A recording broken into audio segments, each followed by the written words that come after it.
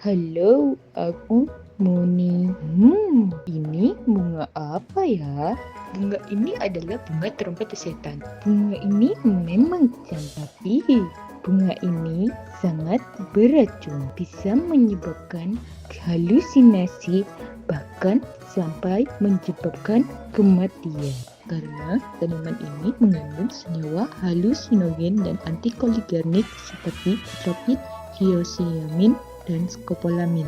Perlu diketahui ya teman-teman, ada kasus seorang anak laki-laki berusia 3 tahun yang tidak sengaja menelan biji tanaman ini. Lalu anak itu dibawa ke rumah sakit dengan kondisi kejang. Jadi sekali lagi teman-teman, kalian tidak boleh memetik dan memakan tanaman liar sembarangan ya.